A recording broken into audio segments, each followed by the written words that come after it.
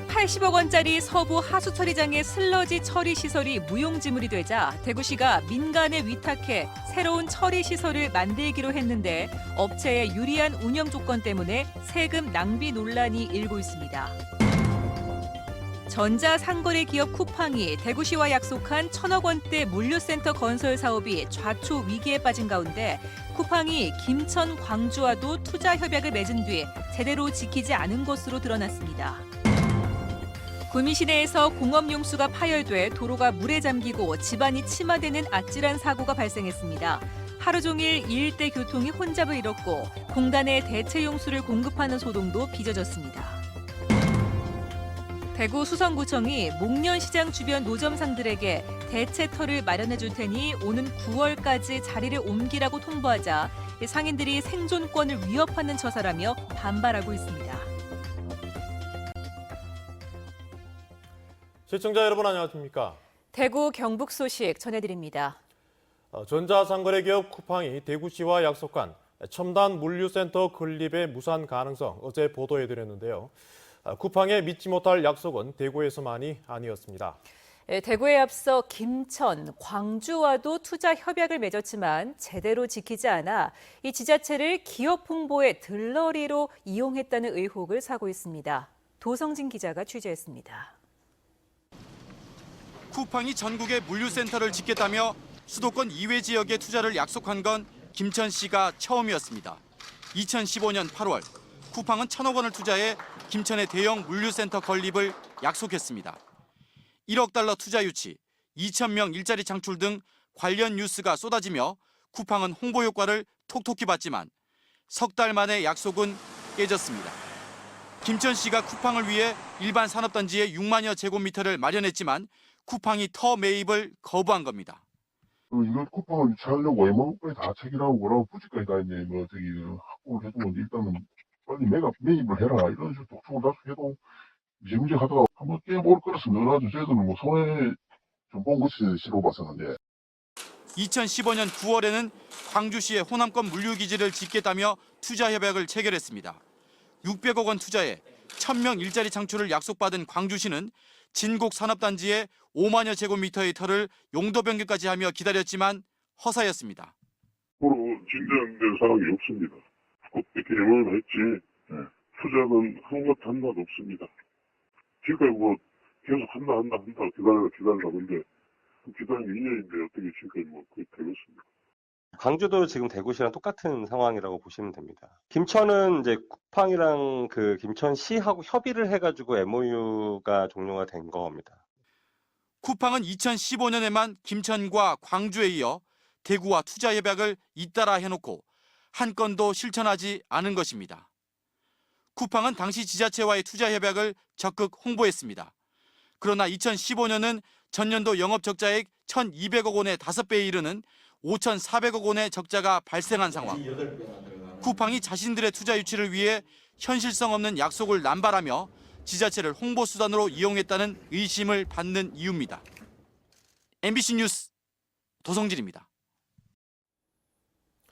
대구시가 680억 원의 세금을 들여 만든 서부 하수 처리장의 슬러지 처리 시설이 제 기능을 못해 매달 13억 원을 슬러지 처리에 추가 투입하고 있습니다. 이 때문에 새로운 처리 시설을 민간에 위탁해 만들 예정인데 오히려 세금이 더 들 가능성이 높아 논란이 일고 있습니다. 윤영경 기자가 취재했습니다. 지난 2011년 대구시가 680억 원을 들여 만든 서부 하수처리장 슬러지 처리 시설.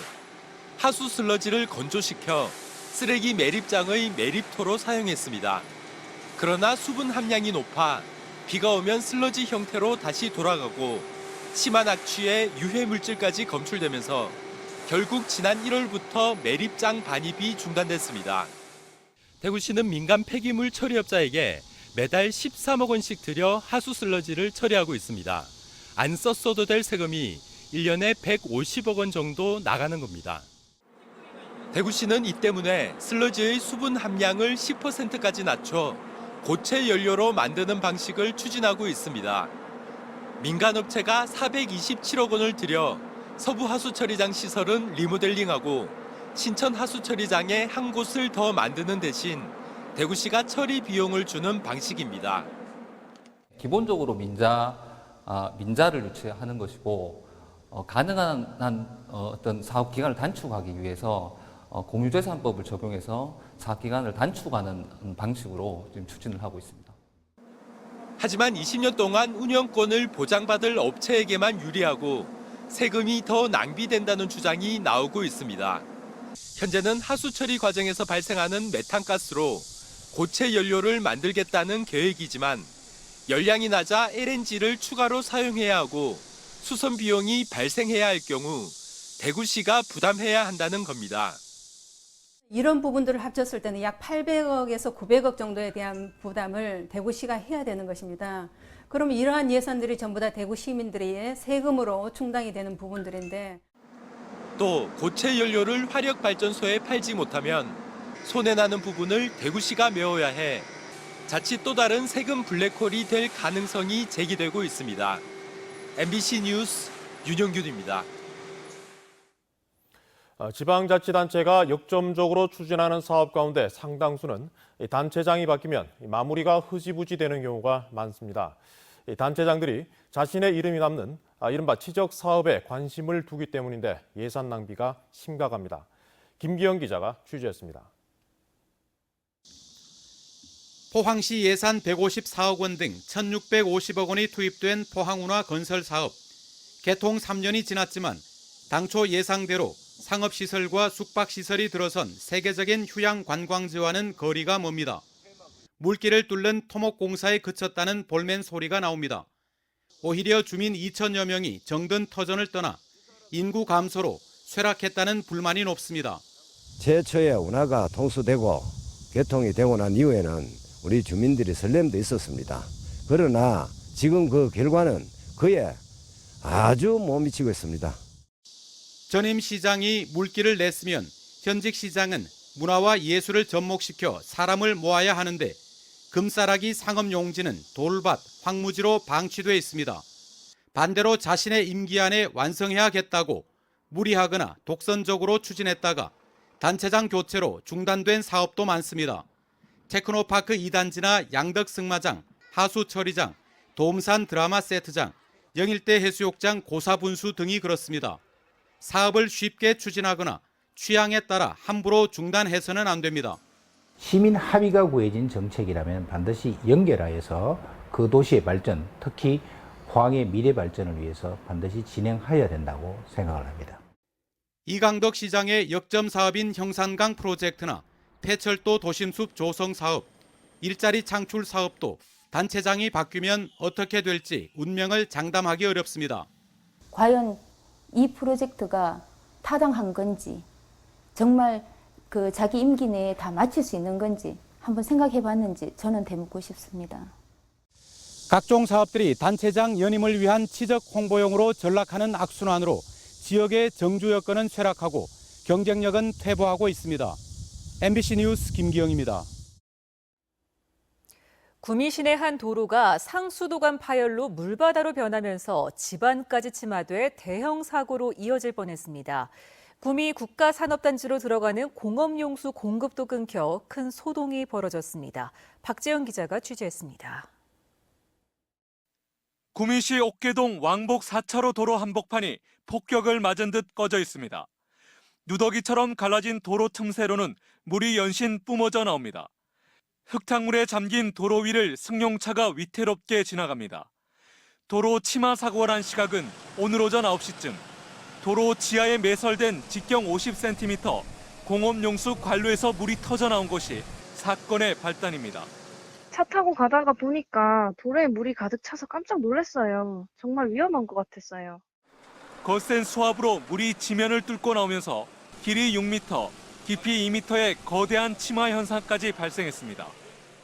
관로 이연 부분이 이탈이 되는 것입니다. 그거는 사실상 이제 비로 인하여 집안 자체가 약화된 원인이라고 그래요.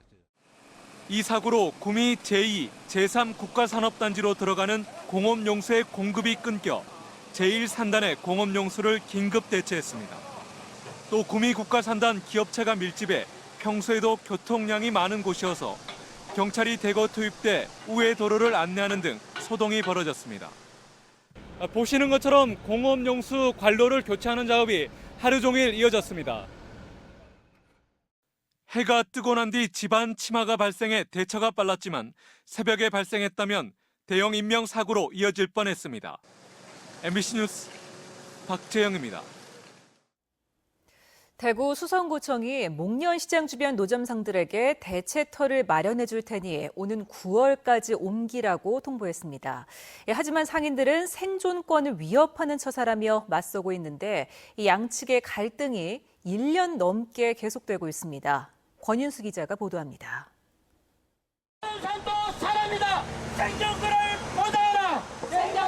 대구 수성구 목련시장 주변 노점 상인들이 수성구청 앞에 모였습니다.